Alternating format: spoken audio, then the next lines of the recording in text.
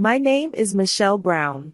I am currently 36 years old and employed as a financial analyst in the bustling heart of Manhattan. My career trajectory is on an upward path, and last year marked a significant milestone when I finally secured the condominium I had long desired. I might be called a successful person by those around me. However, whenever I am around my family, I invariably feel as though I am a rebellious 15-year-old girl once again. This feeling is particularly acute under the scrutinizing gaze of my mother. When I was merely 12 years old, my parents underwent a tumultuous divorce. The cause was my father's affair with a woman who was, ironically, my mother's closest friend. The day the painful truth was revealed, my mother responded with hysterical tears and screams. In the days that followed, she secluded herself in her room, barely touching any food. During that period, many commented on how closely I resembled my father. We shared the same nose, the same eyebrows, and even laughed in the same manner. After the divorce, every time my mother looked at me, she must have been reminded of my father's betrayal. Even as a child, I was acutely aware of the subtle pain that dwelled in her eyes.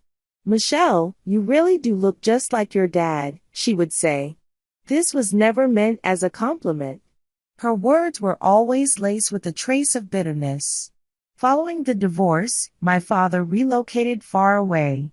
In the first few years, we met once a month, but gradually we grew apart.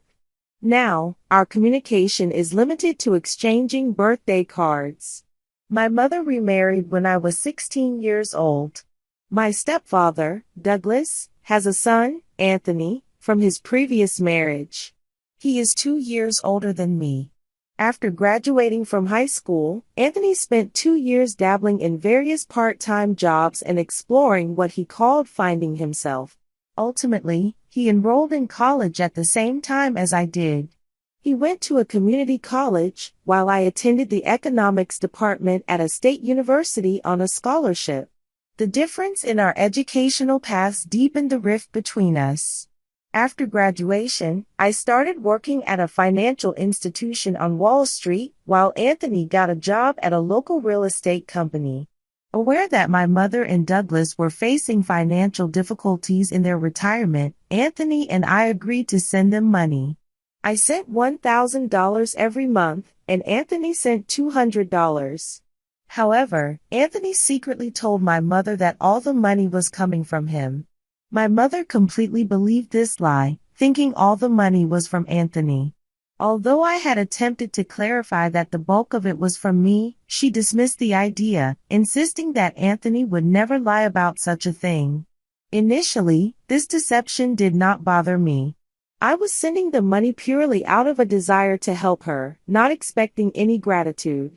But as time passed, this imbalance began to create a small wound in my heart. Whenever there was a financial emergency, my mother would call both Anthony and me. "Michelle, the car broke down. I can't afford the repair." "Michelle, unexpected medical bills have come up." "Michelle, the roof is leaking." Every time I sent money, the subsequent phone call would always end with her saying, "Anthony sent it all. He's such a good boy."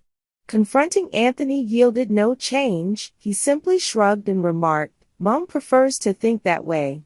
Despite this, I continued to provide financial support quietly, continually reminding myself that I was not attempting to buy my mother's love. Today may very well be one of the most significant days of my life. There are sweat beads on my hands as I grip the steering wheel. The wine bottle in the backseat makes a small sound every time I stop at a light. It's as irregular as the beating of my heart. Only 10 more minutes until I reach my mother's house located in the suburbs of New York. I inhale deeply, preparing myself mentally. There is a family gathering today. Distant relatives will also be there for this once-a-year big event. It's my first time joining it in 3 years. The last time I was there was for Douglas's 60th birthday celebration. The unpleasant memories of that day come flooding back. At that time, I was talking about the success of a major project I had in Manhattan. My mother interrupted me then, saying, Michelle, you are always talking about herself. Have you ever thought about how Anthony would feel?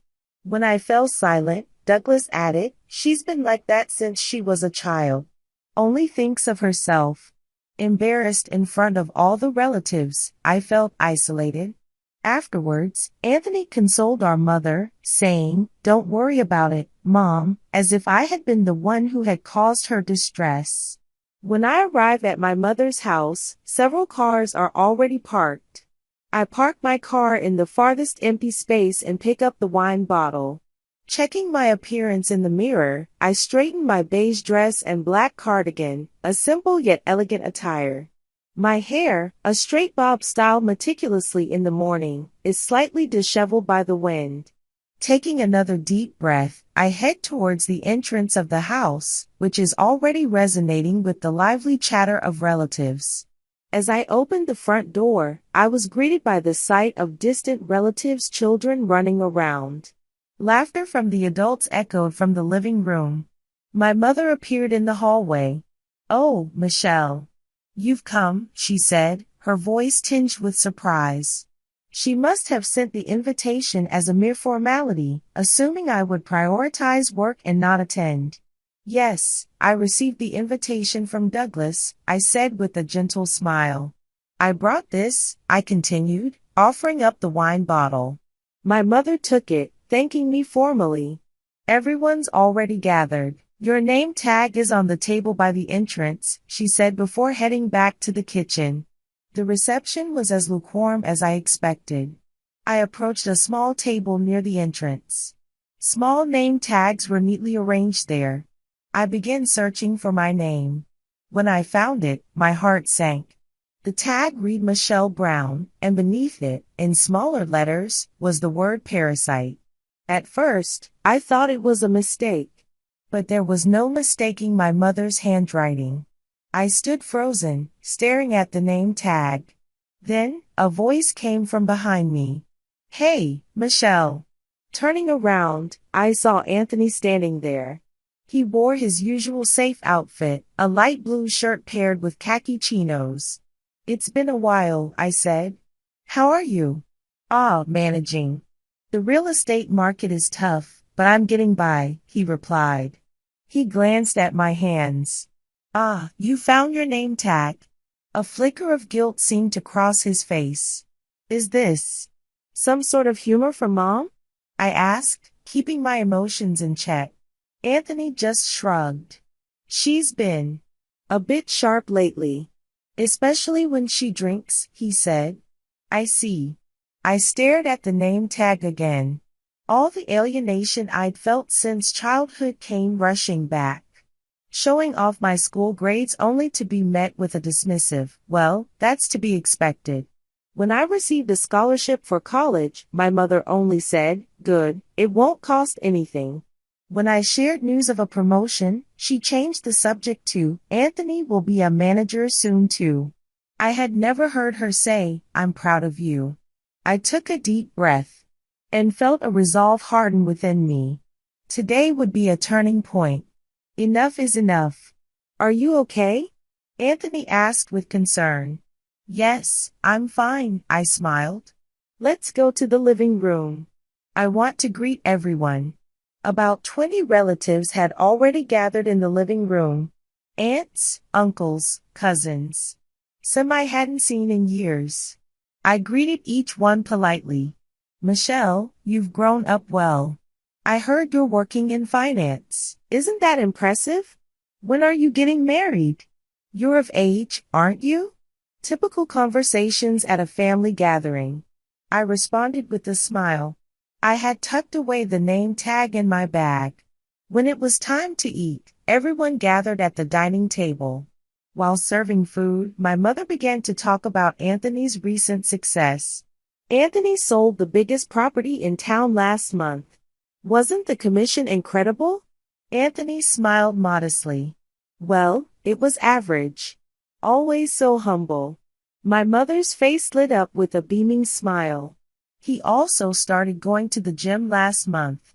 It's great he's taking care of his health, I continued eating silently.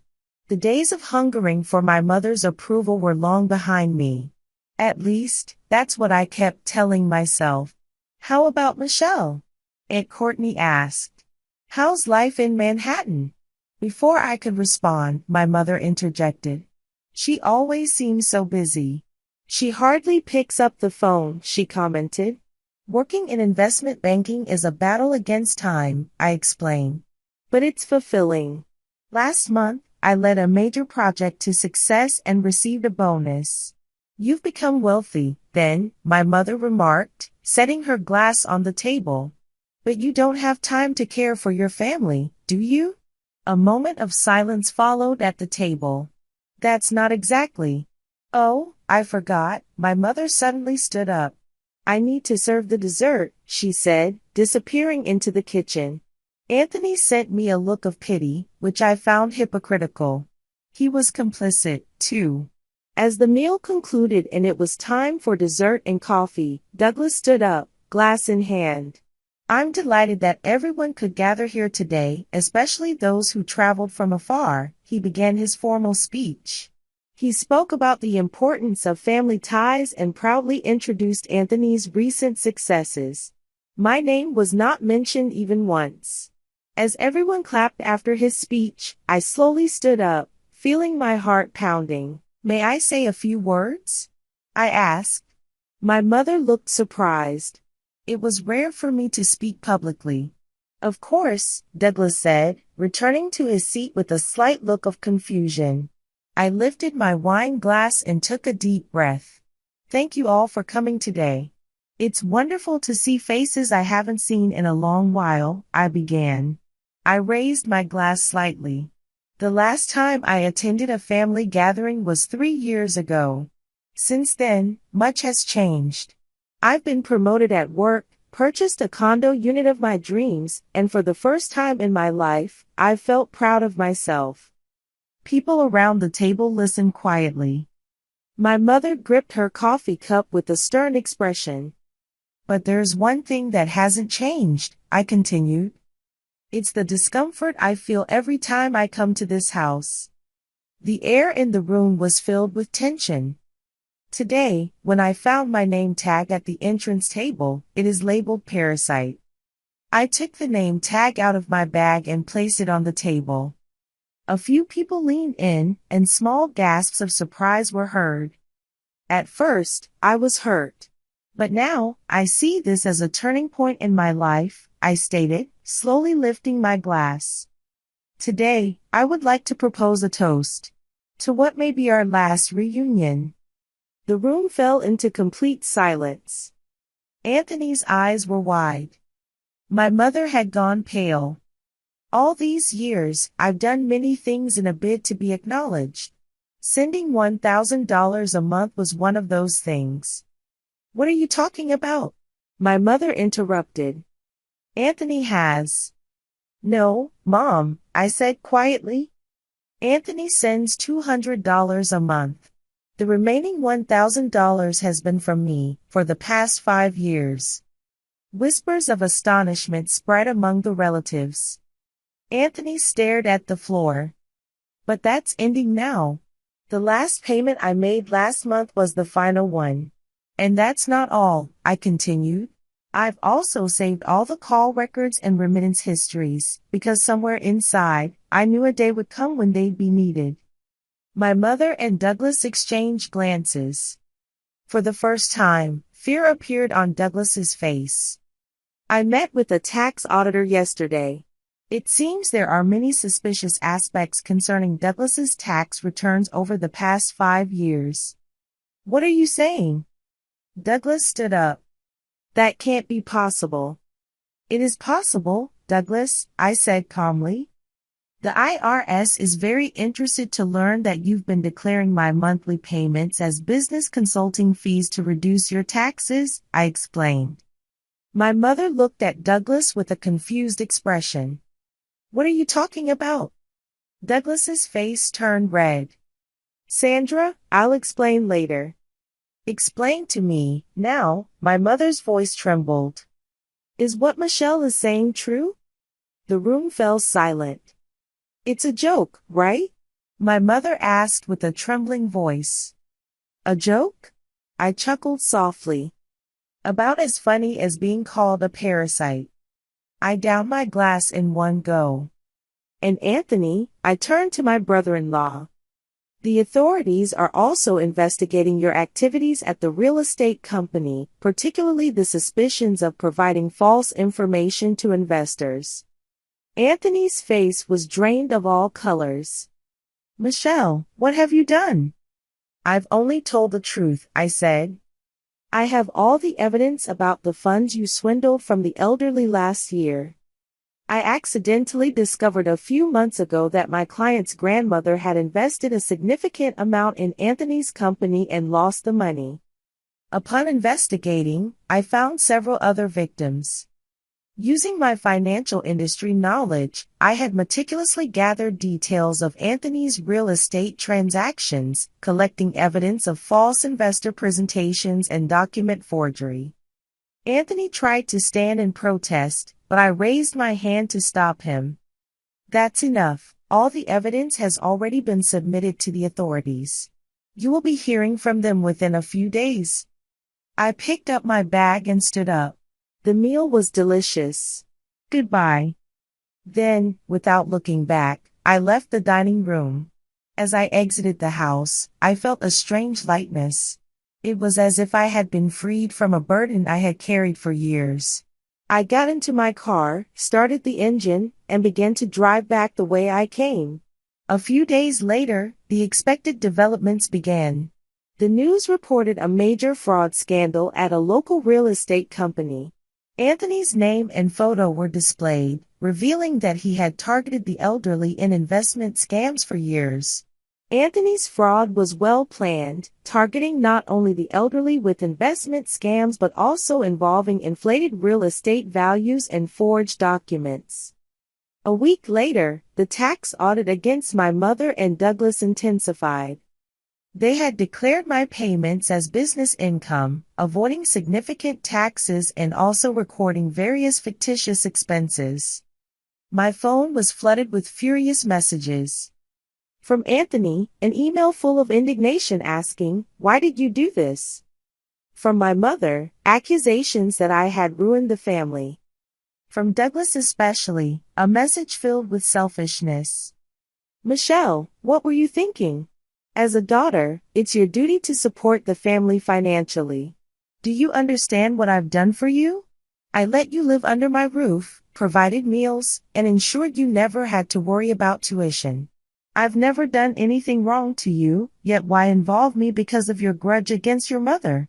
Reporting us to the tax authorities is a betrayal to the family. Just because your real father abandoned you, it's wrong to take that anger out on me. Remember, whatever happens now is your responsibility. I ignored them all. 3 months later, the legal proceedings were concluded. Douglas received a substantial fine and a 3-year suspended sentence for tax evasion. My mother was acquitted, their house was seized, and their relationship was shattered. Their reputation in the community plummeted, and people began to avoid them. I observed all these developments from a distance. I felt no guilt. This was justice. The rightful conclusion to years of abuse and exploitation. A year after Anthony's trial, I received a request from him for a visit. After much consideration, I decided to visit him in prison where he was serving a 6-year sentence. Initially, I intended to refuse. What meaning could there be in having a conversation with him? However, something held me back. I wanted a definitive conclusion. I wanted to look him in the eye and understand why he and my mother had hurt me for so long. Perhaps most importantly, I wanted to prove to myself that they no longer controlled me. He appeared in his prisoner's uniform, looking gaunt. The confident expression he once had was gone. "Thanks for coming," he said with a tired voice. "What do you want?" I asked, keeping my emotions in check. "I wanted to apologize," he began, but his expression quickly changed. "But, actually, this is all your fault, isn't it?" "What?" I was taken aback. If you hadn't been in such a prestigious finance job, I wouldn't have committed those frauds, he frowned. Seeing you always being the top student and praised by everyone, I wanted to be acknowledged too. You're blaming me for becoming a criminal? I said in disbelief. Why did you commit fraud when you weren't short on money? Because it was easy, he shrugged. And Mom always protected me. She always stood by my side, no matter what. So, you defrauded elderly people because of that? They all have insurance, he tried to justify. And they're going to die soon anyway, so young people like me can make better use of that money, he added. I was speechless at his words. This was my brother-in-law. This was the person I had dealt with as family for years. Michelle, to be honest, if you hadn't brought up this issue, I would still be free, he said resentfully. You betrayed me. Betrayal? I raised my voice. What about when you told Mom that the money was yours, denying my contributions? That was just a joke, he said with an insincere smile. Mom believed it, that's all. You're the lowest, I stood up. Hey, Michelle, he suddenly changed his tone. Could you lend me some money? I need it for prison, and I want to consult a lawyer too. I stared at him. You still don't understand, do you? I said quietly. Let's end this. Goodbye, Anthony. His face contorted. Michelle. Wait. I really need it. Just a few $100s. I left the prison with his cries behind me. 6 months after visiting Anthony, the doorbell at my home rang. It was an unexpected visitor. When I opened the door, there stood my mother, looking exhausted. Gone was her confident demeanor, dressed in cheap clothes, her hair unkempt, deep bags under her eyes. She held a grubby bag in her hand. Michelle, she said with tearful eyes. Can we talk? I hesitated for a moment but let her in. In the living room, she sat down and tremblingly took a photo from her bag. It was a picture of me when I was young. We've lost everything. Our home, our savings, our friends. And? I asked calmly. I need help, she looked down. I have nowhere else to go. I've separated from Douglas, he's moved to another state. What do you expect from me? Could you possibly allow me to stay here for a short while? Just until I can secure employment and find my footing once again. I might also need a small amount of financial assistance during this time. I gazed at her with deep intensity. Gone was the stern mother I knew, replaced by just a tired middle-aged woman. Her clothes were unremarkable, her nails bitten down. A heavy silence hung in the air before I finally broke it. I need to ask you one thing. Did you ever genuinely love me? My mother looked surprised and her eyes widened. Then tears started to fall. I thought I did. But you looked so much like your father. Every time I saw you, it reminded me of his betrayal. And Anthony was always such a sensitive child. You were strong. Why are you asking me for help? I asked quietly. You're my last hope, she replied. And you ask for help after calling me a parasite? She began to sob, her shoulders shaking. I'm your mother. Blood alone doesn't make a family, I pointed at the door. Go home. I won't do to you what you did to me, I said calmly. But I won't help you either. Figure it out yourself. My mother stared at me, dumbfounded. Her face was a mask of incomprehension. Michelle. Goodbye, Mom. I opened the door and let her out. She seemed about to say something more, but I closed the door. Looking through the window, I observed her remain standing there momentarily before she began to walk away slowly, without purpose or direction. I felt no emotion. Just a refreshing clarity, as if waking from a long nightmare. 5 years have passed since then. My life has changed in many ways. I was promoted to vice president at work, built new friendships, and realized a long-held dream by founding a nonprofit organization. It supports people trying to escape economic abuse. I had cut off all contact with my mother, stepfather, and Anthony. Occasionally, I hear about their situations. My mother is living alone in a small apartment. Douglas apparently has a low-paying job in another state. Anthony is still in prison. One day, a letter arrived at my office. It was written in a familiar handwriting. It was from my mother. My hands trembled as I opened it. Inside, there was a brief message written in a rough, hurried handwriting. Michelle, I will never forget how you destroyed our family. I raised you as your mother, and you are a heartless person with no gratitude. Anthony was always much kinder than you. Imagine my misfortune having a cold-blooded daughter like you. Your father was the same. He betrayed me and then left. You are just like him. You ruined my life and felt nothing. May God judge you. Sandra. I quietly threw the letter into the trash can. Now freed from the past's curses, there is no need for me to look back. This is my new life. A life stronger and freer, born from past pain.